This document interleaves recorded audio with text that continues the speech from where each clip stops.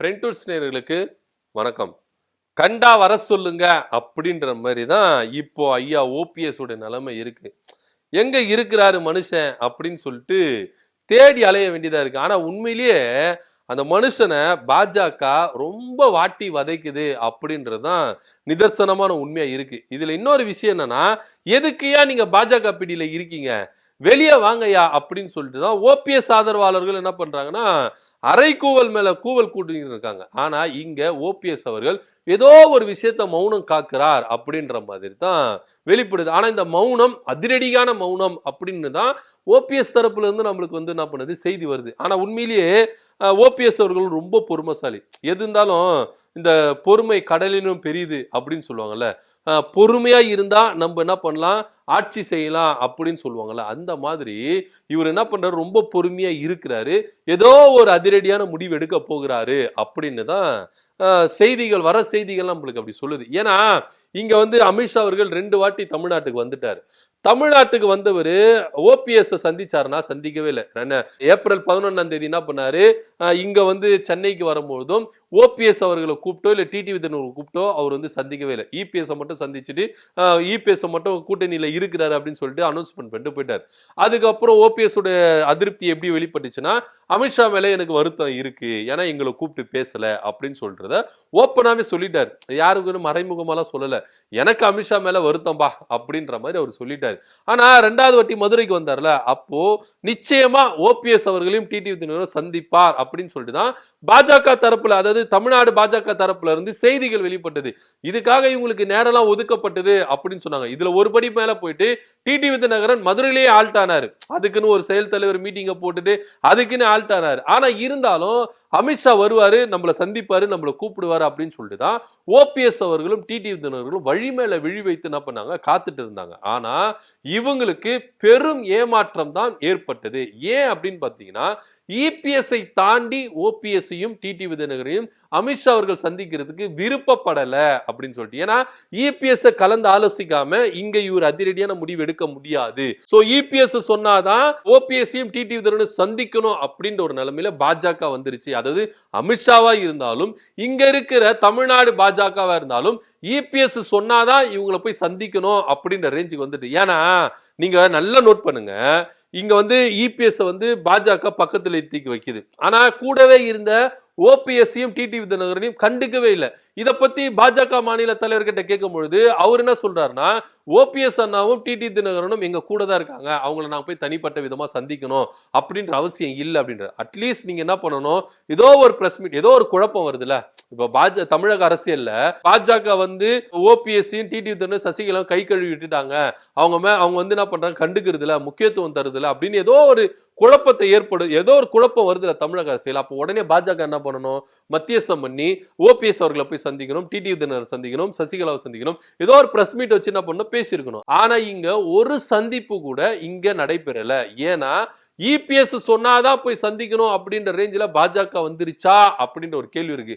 ஆனா இதுக்கெல்லாம் கொஞ்சமும் அசராதவர் தான் நம்ம ஐயா ஓபிஎஸ் அவர்கள். ஏன்னா அமித்ஷா மேலேயே அதிருப்தி இருக்குதுன்னு ஓப்பனா சொன்னவர், நாளைக்கு பாஜகவே வேண்டாம் அப்படின்னு சொல்றதுக்காக தான் பின்னாடி இருந்து கொஞ்சம் சைலண்டா இருந்து ஒதுங்கி இருந்து என்ன பண்றாரு, மௌனமா இருந்து சில பல வேலைகளை பார்க்கிறார் அப்படின்ற ஒரு விஷயம் நமக்கு அடிபட்டிருக்கு. ஏன் அப்படின்னு பாத்தீங்கன்னா, இப்போ பாமக நடக்கிற ஒரு உச்சகட்ட மோதலை நம்ம வச்சுக்கலாம்.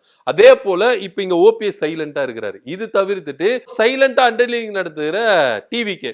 இந்த 3த்தையும் நீங்க கனெக்ஷன் பண்ணி பாருங்களேன். கிட்டத்தட்ட பாத்தீங்கன்னா நடைபெற போற 2026 சட்டமன்ற தேர்தல்ல இந்த 3 பேரும் ஒன்றா சேர்றதுக்கான வாய்ப்புகள் அதிகமா இருக்குது அப்படின்றது தான் வெளிப்படையாவே, ரொம்ப வெளிப்படையாவே தெரியுது. ஏன் அப்படி சொல்றேன் அப்படின்னு பாத்தீங்கன்னா, இங்க பாமக உச்சகட்ட முதல்ல இருந்து பாமக ஒண்ணு சேர்ந்துரும் அப்படின்னு ஒரு புள்ளில இணைஞ்சிரும் அப்படின்னு நினைக்கிற டைம்ல இப்ப ஐயா ராமதாஸ் அவர்கள் என்ன பண்றாரு, அதிரடியான முடிவு எடுத்துட்டாரு. என்ன எடுத்துட்டாரு, இங்க நான் தான் தலைவர் அப்படின்ற 2026 சட்டமன்ற தேர்தல் முடிக்கிற வரைக்கும் நான் தான் தலைவர், அதுக்கப்புறம் அன்புமணி இருந்துகிட்டோம், எனக்கு அதை பத்தி கவலை கிடையாது, அன்புமணியை நான் கட்சியில விட்டு நீக்க மாட்டேன், அந்த முட்டாள்தனமான வேலையை நான் செய்யவும் மாட்டேன் அப்படின்றதையும் ஐயா அவர்கள் சொல்றாரு. அது தவிர்த்துட்டு நீயா நானா பாத்துக்கலாம் வா, எந்த அளவுக்கு நீங்க என்ன ஏமாத்திட்டீங்க, குலசாமி அப்படின்னு சொல்லிட்டு முதுகிலேயே குத்துட்டீங்களே அப்படின்னு சொல்லிட்டாரு. என்ன நடைபெணமா வந்து என்ன பண்ணீங்க ஆக்கிட்டீங்க அப்படின்னு சொல்லிட்டு ஏகப்பட்ட குற்றச்சாட்டு, இதுக்கு முன்னாடி வைத்த குற்றச்சாட்டை விட இப்ப ரொம்ப ஏகப்பட்ட குற்றச்சாட்டு வச்சிட்டாரு. ஆனா உண்மையிலே வந்து பாத்தீங்கன்னா இது பாமகவினர் மத்தியில எப்படி பார்க்கப்படுது அப்படின்னு பாத்தீங்கன்னா, உண்மையிலே பாவங்க ஐயா வந்து வயசாயிருச்சு, ஒரு கடைசி காலத்துல இது மாதிரி இருக்கணும் அப்படின்னு ஆசைப்படுறாரு.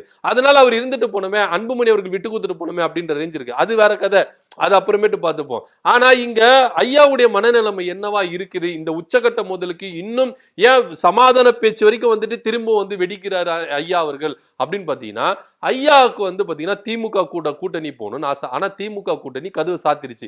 இப்ப அங்க போவே முடியாது. அதிமுக கூட்டணிக்கும் போக முடியாது, பாஜக கூட கூட்டணியில் இருக்கிறதுனால. இப்ப ஐயா என்ன நினைக்கிறார் அப்படின்னு பாத்தீங்கன்னா, ஏன் நம்ம விஜய் கூட கூட்டணி போக கூடாது, அப்படி கூட்டணி வச்சு நம்ம ஏன் தேர்தலை சந்திக்க கூடாது அப்படின்ற ஒரு புள்ளியில தான் அன்புமணி அவர்கள் கிட்ட தூது விட்டுருக்காரு. ஆனா இதுக்கு அன்புமணி சுத்தமா ஒத்துக்கவே இல்லையாங்க. ஏன்னா பாஜக கூட தான் கூட்டணி அப்படின்றத அன்புமணி அவர்கள் திட்டவட்டமா சொல்லியிருக்கிறார். இருந்தாலும் ஐயா அவர்கள் பாஜக கூட்டணி வேண்டாம், ஏன்னா இப்ப திரும்பவும் இந்த தேர்தல்ல மாநில அந்தஸ்தை நம்ம என்ன பண்ணணும், பெற்றுக்கொள்ளணும், கட்சியை வளர்க்கணும் அப்படின்றதுனால, அதனால நம்ம என்ன பண்ணலாம், விஜய் கூட நம்ம என்ன பண்ணலாம் கூட்டணி வைக்கலாம் அப்படின்னு சொன்னதுனால இதுக்கு அன்புமணி ஒத்துக்காதனாலதான் இந்த வெடிப்பு இருக்கு. சோ இப்ப ஐயா ராமதாஸ் அவர்களும் விஜயோட கூட்டணி வைக்கணும் அப்படின்ற ஒரு ஒத்த புள்ளியில் வந்து நிக்கிறார். இங்க ஓபிஎஸ் அவர்கள் பாஜகவை நம்பி நம்பி நம்ம ஏமாந்துதான் போனோம், ஆனா இதுக்கப்புறம் நம்மளுக்கு வந்து என்ன பண்ணல, ஒரு பிரகாசமான ஒரு வழி வரல, ஒரு வளர்ச்சி வரல, அதனால பாஜக கூட்டணியில இருந்து வெளியே வந்தாதான் நம்மளுக்கு வளர்ச்சின்னு சொல்லிட்டு ஓபிஎஸ் ஆதரவாளர்கள் சொல்றாங்க. ஏன் அவர் மகன் ஓபி ரவீந்திரநாத் அவரு என்ன பண்றாரு, கருத்துக்களை முன்வைத்ததா தகவல் வருது. சோ இவங்க ரெண்டு பேரும் வந்து யாரை வந்து போக்கஸ் பண்றாங்க அப்படின்னு பாத்தீங்கன்னா விஜய் அவர்களை தான் போக்கஸ் பண்றாங்க. இப்ப விஜய்க்கும் ஒரு திராவிட கட்சி சப்போர்ட் வேணும், ஆனா அது திமுகவா இருக்காது அப்படின்றது நல்லாவே தெரியும். ஆனா அதிமுக கூட நம்ம கூட்டணி வைக்கலாம் அப்படின்னு பாத்தீங்கன்னா அவங்க பாஜக கூட போயிட்டாங்க. இப்ப எடப்பாடியா ஓபிஎஸ் வரும்போது ஓபிஎஸ்க்கு அதிக ஆதரவாளர் இருக்காங்க.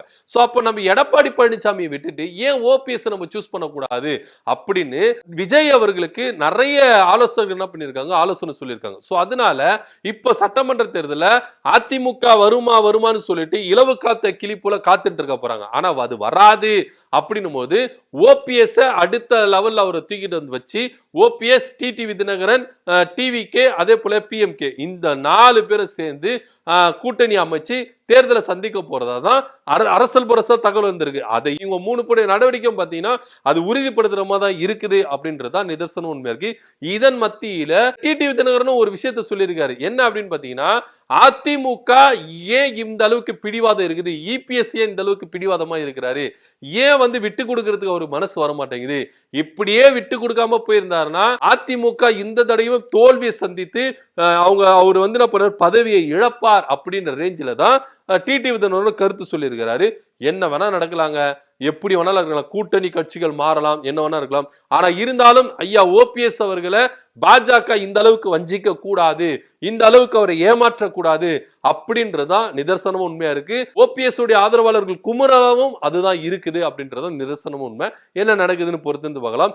ஓபிஎஸ் அவர்களை உண்மையிலே பாஜக கைவிட்டுருச்சா, ஏமாத்திருச்சா, இந்த அளவுக்கு அவர் வந்து அதிருப்தியில கொண்டு போயிட்டு விட்டுருச்சா, மன உளைச்சல் இருக்கிறார், அதனாலதான் அவர் வெளியில வராம பின்புலத்துல இருந்து மௌனமா இருந்து பெருசா வெடிக்க போறாரா அப்படின்ற ஒரு தகவல் வந்திருக்கு.